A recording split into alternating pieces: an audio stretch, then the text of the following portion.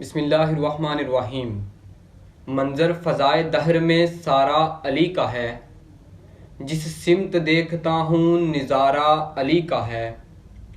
دنیائے آشتی کی پھبن مجتبیٰ حسن، لختے جگر نبی کا تو پیارا علی کا ہے۔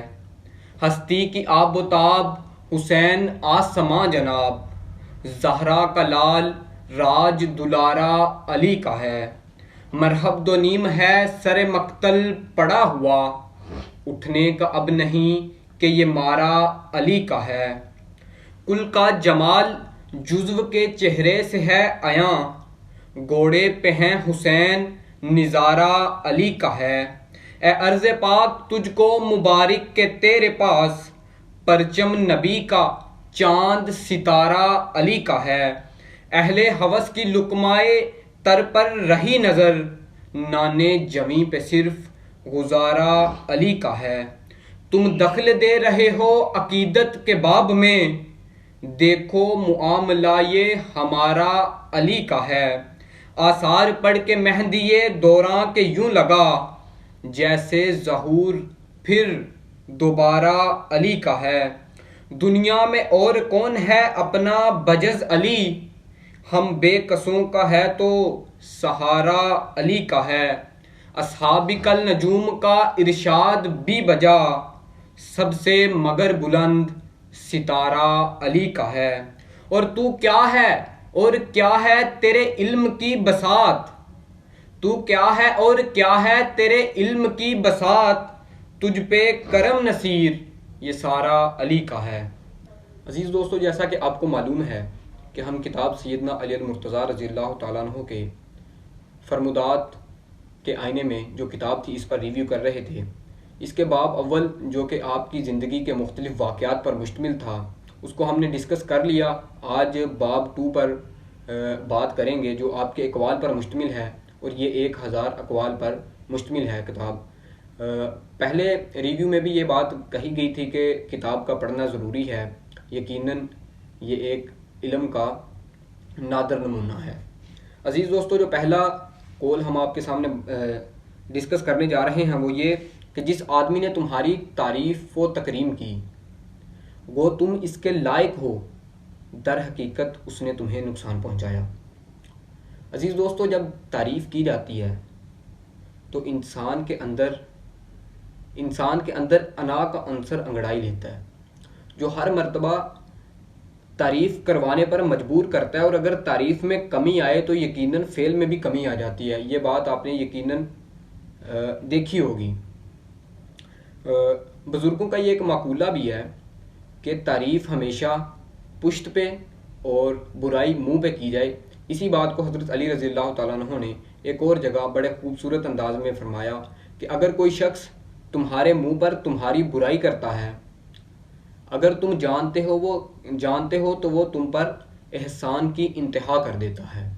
عزیز دوستو، اپنی طبیعت کو ہرگز بھی تعریف کا محتاج نہیں رکھنا چاہیے، یہ یقیناً باعث ذلت ہے۔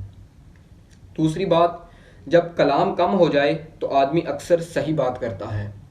دوستو، اس کتاب میں حضرت علی رضی اللہ تعالیٰ عنہ نے بیشتر مقامات پر خاموشی کی تلقین کی، اور یہ بھی بات ملتی ہے ہمیں کہ خاموشی کلام سے بہتر ہے۔ اس قول میں بھی خاموشی پر ہی بات کی گئی ہے کہ جب کلام کم ہو جائے تو آدمی اکثر صحیح بات کرتا ہے۔ عزیز دوستو، آپ کو معلوم ہوگا کہ خاموشی خود کلام کرتی ہے، اور ایک خاموشی کا کلام زبان کے کلام سے بہتر ہے۔ میں آپ کو فردوس گیاوی کا ایک شعر سنانا چاہتا ہوں۔ فرماتے ہیں کہ علم کی انتہا ہے ہنگامہ، علم کی ابتدا ہے ہنگامہ، علم کی انتہا ہے خاموشی۔ اس کے بعد ہم تیسرے قول پر جاتے ہیں کہ ہر آدمی کی قدر اتنی ہے جتنا اس کے پاس علم ہے۔ عزیز دوستو، ہمیں بخوبی اس چیز کا یہ معلوم ہے کہ آپ تمام صاحب علم اور صاحب اختیار افراد ہیں۔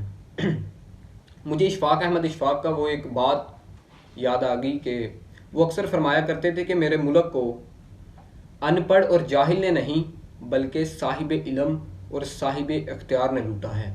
ایسا کیوں ہے کہ صاحب علم اور صاحب اختیار ہی اس ملک پر قابض ہیں اور وہی لوٹتے ہیں، اس کی صرف ایک ہی وجہ ہے کہ وہ اپنے علم پر جو وہ حاصل کرتے ہیں اس پر عمل نہیں کرتے۔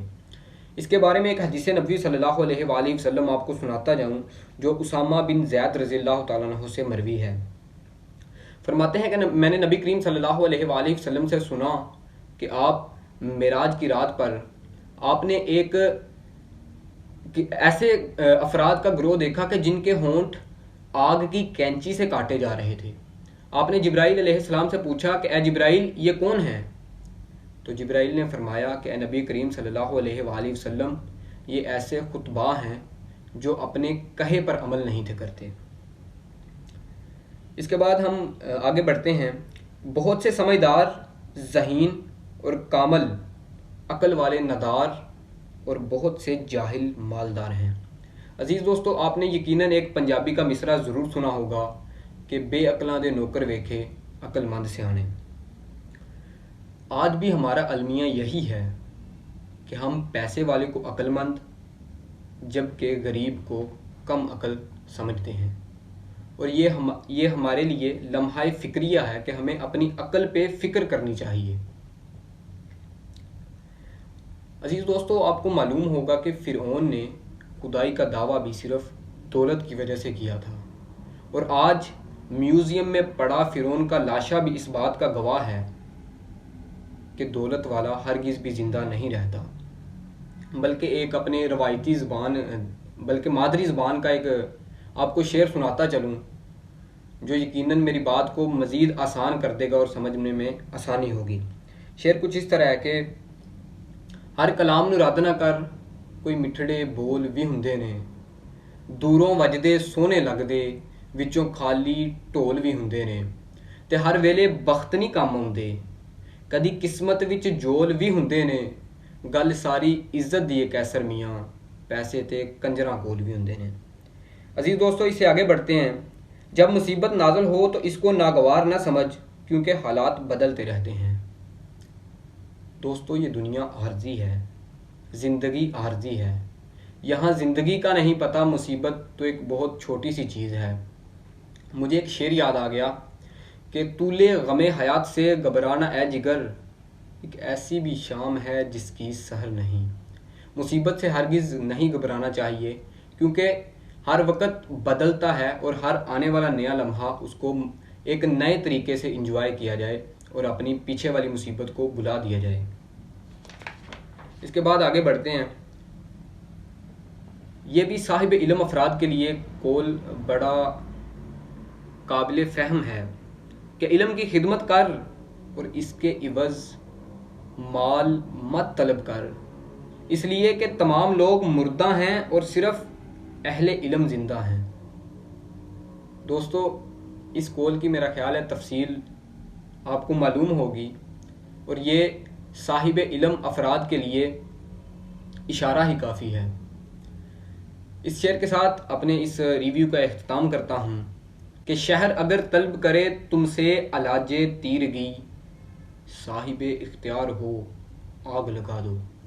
عزیز دوستو، بندہ ناچیز نے آپ کے سامنے ریویو پیش کیا، یقیناً کوئی کمی پیشی ہوئی ہوگی، لہٰذا صاحب علم اور اہل فن سے بصدا احتراماً ملتمس ہوں کہ کمی پیشی سے آگاہ فرما کر ممنون ہوں، اور آخر پہ دعا ہے کہ اے پروردگار ہمیں اپنے پڑھے اور سیکھے ہوئے علم پر عمل کرنے کی توفیق عطا فرما۔ وما علینا الا البلاغ۔